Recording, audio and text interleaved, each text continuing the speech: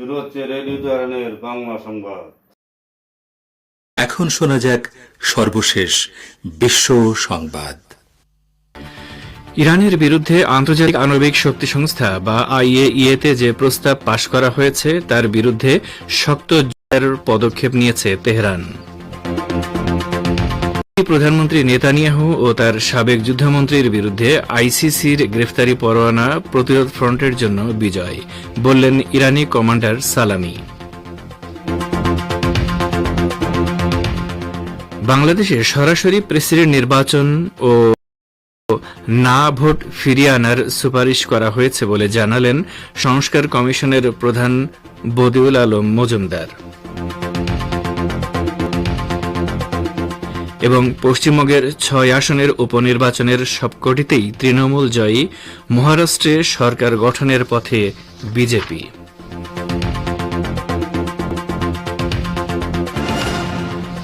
আসসালামু আলাইকুম। বিশ্ব সংবাদের গুরুত্বপূর্ণ অংশগুলো শুনলেন, এবারে বিস্তারিত। পরিবেশনায় রয়েছি রেজওয়ান হোসেন। ইরানের বিরুদ্ধে আন্তর্জাতিক আণবিক শক্তি সংস্থা বা আইএইএতে যে প্রস্তাব পাশ করা হয়েছে তার বিরুদ্ধে শক্ত জবাব দেওয়ার পদক্ষেপ নিয়েছে তেহরান। পাশ হওয়া প্রস্তাবের জবাবে ইরানের আণবিক শক্তি সংস্থা বা আইইওআই নতুন উন্নতমানের সেন্ট্রিফিউজ সক্রিয় করেছে বলে জানিয়েছেন ইরানের আন্তর্জাতিক বিচার ও রাজনৈতিক বিষয়ক উপপ্রধান বেহরুজ কামালভান্দি। তিনি বলেন, আইএইএতে প্রস্তাবটি পাশ হওয়ার পরপরই পাল্টা ব্যবস্থা নেওয়া হয়েছে এবং উল্লেখযোগ্যভাবে আমরা ইউরেনিয়াম সমৃদ্ধকরণের তৎপরতা বাড়াব। তিনি বলেন, আমরা বিভিন্ন উন্নতমানের যন্ত্রপাতি ব্যবহার করব, গবেষণার গতি বাড়াব এবং শিল্প পর্যায়ে এসব যন্ত্রপাতি ও অবকাঠামোগত উন্নয়ন ঘটাব। বৃহস্পতিবার আইএইএর বোর্ড অব গভর্নর্সের বৈঠকে ইউরোপের ৩ দেশ ব্রিটেন, ফ্রান্স এবং জার্মানির তোলা ইরান বিরোধী প্রস্তাব পাশ করা হয়। পরমাণু স্থাপনা পরিদর্শনের ক্ষেত্রে ইরান খুব বেশি সহযোগিতা করছে না এমন অভিযোগ এনে ইউরোপীয় এই ৩ দেশ ইরানের বিরুদ্ধে প্রস্তাব উত্থাপন করে। ইরানের ইসলামী বিপ্লবী গার্ড বাহিনী বা আইআরজিসির প্রধান কমান্ডার মেজর জেনারেল হোসেন সালামি ইহুদিবাদী ইসরায়েলে পণ্য সামগ্রী সরবরাহ বন্ধ করার জন্য মুসলিম দেশগুলোর প্রতি আহ্বান জানিয়েছেন। গাজা উপত্যকায় যুদ্ধাপরাধের অভিযোগে ইসরায়েলি প্রধানমন্ত্রী ও সাবেক যুদ্ধমন্ত্রীর বিরুদ্ধে আন্তর্জাতিক ফৌজদারি আদালত বা আইসিসি গ্রেফতারি পরোয়ানা জারি করার পর তিনি এই আহ্বান জানালেন। আইসিসি বৃহস্পতিবার ইহুদিবাদী প্রধানমন্ত্রী নেতানিয়াহু ও সম্প্রতি বরখাস্তকৃত যুদ্ধমন্ত্রী ইয়ভ গ্যালান্টের বিরুদ্ধে গ্রেফতারি পরোয়ানা জারি করেছে। জেনারেল সালামি তেহরানে এক বক্তৃতায় আইসিসির ওই পরোয়ানাকে ফিলিস্তিনি ও লেবাননের প্রতিরোধ যোদ্ধাদের জন্য বিশাল বিজয় হিসেবে অভিহিত করেন। তিনি বলেন, ইহুদিবাদী ইসরায়েল একঘরে হয়ে পড়েছে। জেনারেল সালামি মুসলিম দেশগুলোকে ইসরায়েলের প্রতি সাহায্যের হাত বন্ধ করার আহ্বান জানিয়ে বলেন, মুসলিম দেশগুলোর সাহায্য বন্ধ করলে ইসরায়েলের পতন নিশ্চিত হয়ে যাবে। ফিলিস্তিনি ভূখণ্ডে গণহত্যা, যুদ্ধাপরাধ ও মানবতা বিরোধী অপরাধ চালানোর দায়মুক্তির সুবিধা ভোগ করা থেকে ইসরায়েলকে বের করে আনা এবং ন্যায়বিচার প্রতিষ্ঠা করার প্রতিটি পদক্ষেপকে ইরান স্বাগত জানাবে। ইহুদিবাদী ইসরায়েলের ২ দাগী অপরাধীর বিরুদ্ধে আন্তর্জাতিক ফৌজদারি আদালত বা আইসিসির গ্রেফতারি পরোয়ানা জারির বিষয়ে প্রতিক্রিয়া জানাতে গিয়ে ইরানের পররাষ্ট্র মন্ত্রণালয়ের মুখপাত্র ইসমাইল বাকাই এই মন্তব্য করেন। বাকাই নিজের অফিসিয়াল এক্স পেজে দেয়া এক পোস্টে লিখেছেন, আদালতের নির্দেশে ওই ২ অপরাধীর বিরুদ্ধে জাতিগত শুদ্ধি অভিযানের বিষয়টিও অন্তর্ভুক্ত করার প্রয়োজন ছিল, কারণ তারা নিশ্চিতভাবে এই অপরাধও করেছে। ইরানের পররাষ্ট্র মন্ত্রণালয়ের মুখপাত্র বলেন, ইসরায়েল সরকারের কর্তা ব্যক্তিরা একের পর এক অপরাধ করে গেলেও এতদিন পাশ্চাত্যের পৃষ্ঠপোষকতায় দায়মুক্তি ভোগ করত, আর সে দায়মুক্তি নিয়ে এসব অপরাধী বেপরোয়াভাবে ফিলিস্তিনিদের বিরুদ্ধে গণহত্যা ও দমন অভিযান চালাত।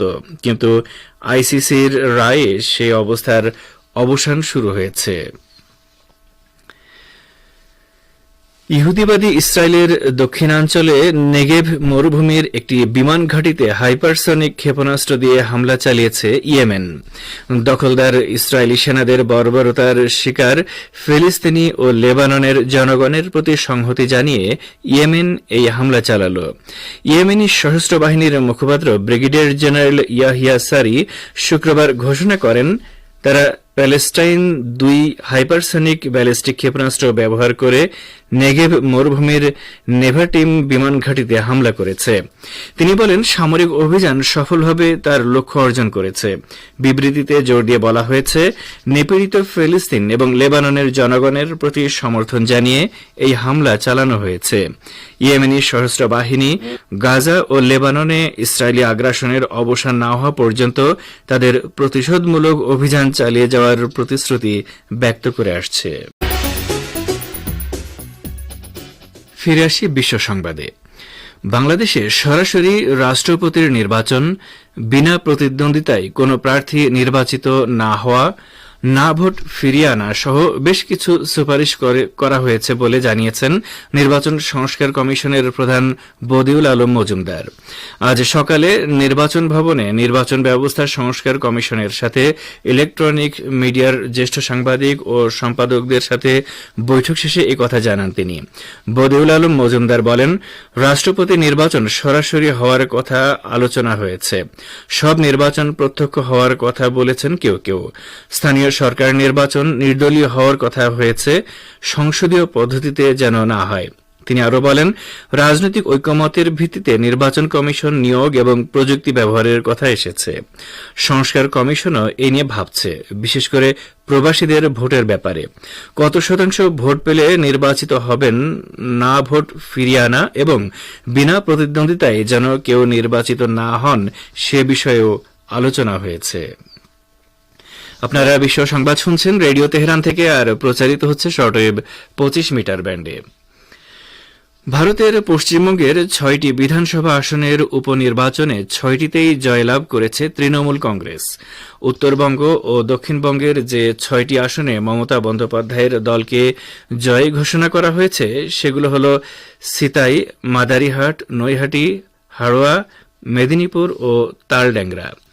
জয়ের পর সামাজিক মাধ্যমে দেওয়া পোস্টে তৃণমূল দলনেতা মমতা লিখেছেন, আমরা জমিদার নই, মানুষের পাহারাদার। মা মাটি মানুষকে জানায় বিনম্র চিত্তে অভিবাদন। এদিকে ভারতের দক্ষিণাঞ্চলীয় রাজ্য কেরালার ওয়েনাড়ে উপনির্বাচনে বড় ব্যবধানে জিতেছেন কংগ্রেসের সাধারণ সম্পাদক প্রিয়াঙ্কা গান্ধী। এর মধ্য দিয়ে প্রথমবারের মতো নির্বাচনে অংশ নিয়েই লোকসভার আইন প্রণেতা নির্বাচিত হলেন তিনি। অন্যদিকে মহারাষ্ট্রে বিরাট জয়ের পথে শাসক দল বিজেপির নেতৃত্বাধীন মহাজোটী। 288 আসনের বিধানসভায় তারা 233টি পেতে যাচ্ছে। বিরোধী মহাবিকাশ আঘাড়ি জোট সেখানে মাত্র 50টি আসন পেতে পারে বলে মনে করা হচ্ছে। বিজেপি একাই 125-এর বেশি আসন পেতে চলেছে। সব ঠিক থাকলে মুখ্যমন্ত্রী হতে চলেছেন দেবেন্দ্র ফড়নবিস। লেবাননের রাজধানী বৈরুতে ইহুদিবাদী ইসরায়েলের দখলদার সেনারা ভয়াবহ হামলা চালিয়েছে। এতে একটি 8তলা আবাসিক ভবন ধ্বংস হয়েছে। রাজধানী বৈরুতের কেন্দ্রস্থলে বর্বর ইসরায়েলি বাহিনীর এই ভয়াবহ হামলায় অন্তত 4 ব্যক্তি নিহত ও 2 ডজনের বেশি মানুষ আহত হয়েছেন। ইসরায়েল সম্প্রতি লেবাননের ওপর আগ্রাসন জোরদার করেছে। লেবাননের আল মায়াদিন টেলিভিশন চ্যানেল জানিয়েছে, আজ সকালে ইসরায়েলি বাহিনী বাস্তা এলাকার ওই 8তলা ভবনের উপর বিমান হামলা চালিয়ে ভবনটিকে মাটির সাথে মিশিয়ে দিয়েছে। টেলিভিশন চ্যানেলটি জানিয়েছে, ভোর 4টার সময় ইসরায়েল হামলা শুরু করে এবং এ সময় ঘুমন্ত লোকজন ভীত সন্ত্রস্ত হয়ে দিকবিদিক ছোটাছুটি করে। আল মায়াদিন জানিয়েছে, ইসরায়েলি বিমান হামলায় আরও কয়েকটি ভবন ক্ষতিগ্রস্ত হয়েছে এবং বহুদূর থেকে ক্ষেপণাস্ত্র বিস্ফোরণের শব্দ শোনা যায়। লেবাননের স্বাস্থ্য মন্ত্রণালয় 4 জন নিহত ও 23 জন আহত হওয়ার কথা নিশ্চিত করেছে। ইহুদিবাদী সেনারা গাজায় জ্বালানি তেল প্রবেশ করতে দিচ্ছে না বলে আগামী 48 ঘন্টারও কম সময়ের মধ্যে উপত্যকার হাসপাতালগুলো বন্ধ হয়ে যাবে অথবা চিকিৎসা সেবা কাটছাট করতে বাধ্য হবে। গাজার ফিল্ড হাসপাতালগুলোর পরিচালক মারওয়ান আল হামস শুক্রবার এক সংবাদ সম্মেলনে এই সতর্কবাণী উচ্চারণ করেছেন। তিনি বলেন, এ ব্যাপারে সংশ্লিষ্ট আন্তর্জাতিক পক্ষগুলোর জরুরি ভিত্তিতে ব্যবস্থা গ্রহণ করা দরকার। সংবাদ সম্মেলনে তিনি গাজা উপত্যকার চিকিৎসা সেবাদানকারী স্থাপনাগুলোর দুরবস্থার কথাও স্মরণ করিয়ে দেন। মারওয়ান বলেন, ইসরায়েলি বাহিনী আমাদের জনগণের বিরুদ্ধে জাতিগত শুদ্ধি অভিযান চালাচ্ছে, বিশেষ করে স্বাস্থ্য সেবা খাতের বিরুদ্ধে তাদের বিশেষ আক্রোশ মেটাচ্ছে। গাজার এই স্বাস্থ্য কর্মকর্তা বলেন, উত্তর গাজার হাসপাতালগুলোর ডাক্তার সহ চিকিৎসা কর্মীরা খাবারবিহীন অবস্থায় রয়েছেন, আর আহত ও অসুস্থ রোগীরা চিকিৎসা সেবা থেকে পাচ্ছেন না। গণহত্যা চলমান থাকায় কোনো ইমার্জেন্সি বা সিভিল ডিফেন্স সেবা দেয়া সম্ভব হচ্ছে না। গাজা উপত্যকা ও লেবাননের বিরুদ্ধে দীর্ঘমেয়াদী যুদ্ধ করতে গিয়ে মানসিক সমস্যায় আক্রান্ত হয়ে গত কয়েক মাসে অন্তত 6 ইসরায়েলি সেনা আত্মহত্যা করেছে বলে খবর পাওয়া গেছে। ইসরায়েলি দৈনিক ইয়াদিওত আহরনোত শুক্রবার এই খবর দিয়ে জানিয়েছে, অঘোষিত ও প্রকৃত আত্মহত্যাকারী সেনার সংখ্যা আরও অনেক বেশি হতে পারে। তবে আত্মহত্যাকারী সেনাদের নাম পরিচয় প্রকাশ করেনি দৈনিকটি। আত্মঘাতী ইহুদিবাদী সেনাদের প্রকৃত সংখ্যা ও পরিচয় প্রকাশ করার জন্য ইসরায়েলের ভিতরেই দাবি জোরদার হওয়া সত্ত্বেও দখলদার সরকার এই দাবি মেনে নিতে অস্বীকৃতি জানিয়ে আসছে। গাজা যুদ্ধ থেকে ফিরে যাওয়া হাজার হাজার ইহুদিবাদী সেনা মানসিক চিকিৎসা কেন্দ্রগুলোতে ভিড় জমিয়েছে। তাদের মধ্যে অনেকেই ভয়ঙ্কর ট্রমায় আক্রান্ত হয়ে পড়েছে। রিপোর্টে বলা হয়েছে, গাজা যুদ্ধে আহত ইসরায়েলি সেনার চেয়ে মানসিক ট্রমায় আক্রান্ত সেনার সংখ্যা বেশি হতে পারে। রাশিয়ার প্রেসিডেন্ট ভ্লাদিমির পুতিন বৃহস্পতিবার ইউক্রেনে পরীক্ষামূলকভাবে নিক্ষেপ করা হাইপারসনিক ক্ষেপণাস্ত্রের আরও যুদ্ধকালীন পরীক্ষা নিরীক্ষা চালাবেন বলে প্রতিশ্রুতি ব্যক্ত করেছেন। পুতিন শুক্রবার বলেন, পরিস্থিতি এবং রাশিয়া কি ধরনের নিরাপত্তা হুমকির মুখে পড়েছে তার উপর নির্ভর করবে এসব পরীক্ষা। তিনি বলেন, রাশিয়া নতুন অস্ত্রেরও ধারাবাহিক উৎপাদন শুরু করবে। রাশিয়ার সশস্ত্র বাহিনীর প্রধানদের সঙ্গে বৈঠকে তিনি বলেন, নতুন ওরেসনিক ক্ষেপণাস্ত্রের আরও পরীক্ষা হবে। আর এর সাথে দর্শক, যারা আমাদের চ্যানেলটি এখনো সাবস্ক্রাইব করেননি, দয়া করে সাবস্ক্রাইব করে আমাদের পাশেই থাকবেন। প্রত্যেকে ভালো থাকবেন। আল্লাহ হাফেজ।